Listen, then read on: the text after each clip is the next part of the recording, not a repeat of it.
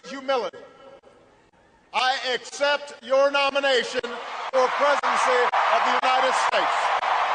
We meet at one of those defining moments, a moment when our nation is at war, our economy is in turmoil, and the American promise has been threatened once more. We are the party of Roosevelt. We are the party of Kennedy. So don't tell me the Democrats won't defend this country. Don't tell me the Democrats won't keep us safe. Good evening and welcome to our live coverage of the Democratic National Convention. Endless wars, declining living standards, abuse of power, and the climate change crisis. The stakes in the 2008 presidential election are decisive. Did Barack Obama provide answers to these questions tonight? Tom Morris is a senior correspondent on America's Most Wanted, a host of the satellite radio program Capitol Hill Blues. Welcome, Tom. Thank you, Paul. So, what did you think of Barack Obama's speech? I thought it was quite a broad speech that really defined once and for all in front of the largest audience possible exactly what he plans to do if elected president. The rap on him has been that he's given grandiose speeches for 18 months that didn't get down to the nitty-gritty nuts and bolts of what will you do to tackle these problems that you care so passionately about. And tonight he got into his speech, and then he hit that point where he said, okay, now I'm going to break it down for you, and this is what I'm going to do about the environment. This is what I'm going to do about taxes. I'm going to cut taxes for 95% of the working families. I'm going to do this, this, and that. And as a result, I think he defined himself for the first time definitively for the largest audience possible. People, as I said when I was speaking to Gore, people are enamored with him as a personality. And I think, my own opinion, it's been a long time which we have seen a personality of his stature, presence, articulateness, intelligence, at that level of politics. I mean, especially the last 8 years, but I would say even before. It's been a long time since we've seen a man of his caliber as a person. But when you actually look into his policies, I find there's another conversation to be had. Because from climate change to Iraq to Afghanistan, I think one can raise some very serious questions, beginning with climate change. His targets are extremely conservative. But I know you and I have talked before, and I know you share, I think, some of the critique at the policy level. Yet you're very enamored with Obama, even knowing the issues of policy. Why? Well, I've been in this town a long time. I've worked in the federal government, and I've been back in television and back and forth.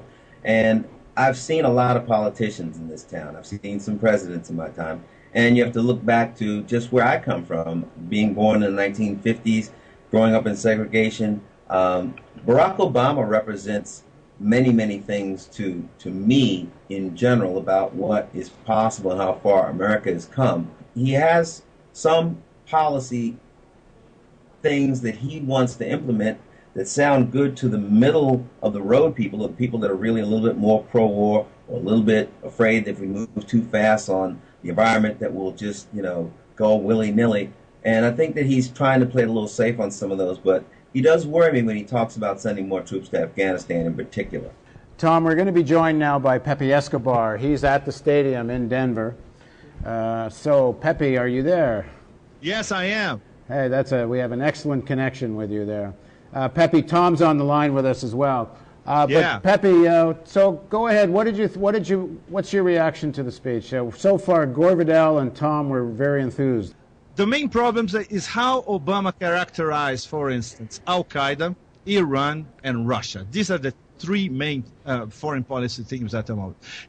What he talked about Iraq, we already know. He's against the war. He has a plan. It's withdrawal in 16 months, leaving a residual force of up to 30,000 soldiers. Everybody knows about that. The thing is, how does that connect to the broader, let's say, Eurasian policy of Obama, which is more or less conducted in the shade, very informally and very discreetly by Zbigniew Brzezinski, famous Russophobe. what is Obama saying? Curbing Russian aggression. This it's not even a conceptual mistake. This is a geopolitical mistake because it was Mikhail Saakashvili, an ally of the U.S., who started the whole imbroglio in Georgia when he wanted to take out basically South Ossetia and destroy its capital, which he did. And then came the counterpunch in 24 hours. Obama talks about preventing Iran from obtaining nuclear weapons. Well, Iran is not after nuclear weapons. If the Obama campaign had dialed Supreme Ayatollah Ali Khamenei in Tehran, he would say, in Farsi translated into English, that we are not after nuclear weapons because the Quran says we cannot have nuclear weapons. This is anti-Islamic. Joining us on the phone now is Phyllis Bennis. Phyllis, are you there? I am. Hi, Paul. Hi. Phyllis is a senior analyst at the Institute for Policy Studies. She's author of Before and After, the U.S. Foreign Policy and the September 11th Crisis. And I believe you have she has a new book out. Phyllis, what's the name of the new book? The new book is called Understanding the U.S.-Iran Crisis, a primer.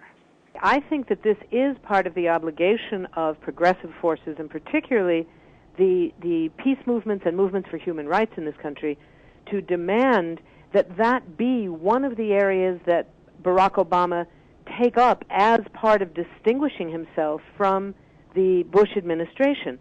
His detail was all on the domestic side.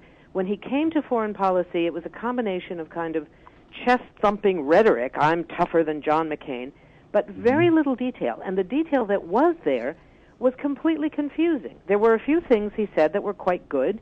He said you don't defeat a terrorist network by occupying Iraq. Well, that's certainly true. That's a good thing. Then he said about Israel and Iran something that sounded like he was talking about using force. He said you don't protect Israel or deter Iran just by talking tough in Washington. Well, what's he saying we should do? So that has to be challenged. But if you renounce American militarism, things for the average American worker and family obviously will improve. But they haven't made that connection yet. I agree. And in fact, it's not realistic, as we know, for someone who thinks they're going to maintain the support of elite forces in this country from either party to fully renounce U.S. power and dominion around the world. I would just add to that I would like to just say I think Barack Obama is being very honest and sincere that the foreign policy he's articulating, I think, is the one he believes in. I don't think we're dealing with someone who's just taking positions tactically for an election campaign. You're totally right. In fact, the basic theme of the speech was the promise. Right, and it was primarily, as you said, Pepe, it was primarily about the domestic issues that are so immediately important to Americans without having anybody else take the lead. But it's also the promise of Kennedy and the vision of the democratization of the world. I don't think it's the neocon version that we're going to do it with guns, but I think it's very much a traditional view of what America's role in the world should be. I think he probably That's absolutely right, and it doesn't take into account how that role is perceived from the receiving end.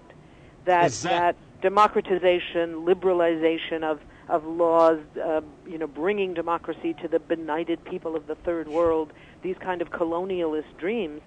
I think you're right that he does believe it. I also think that he doesn't necessarily recognize, at least fully, what the consequences are.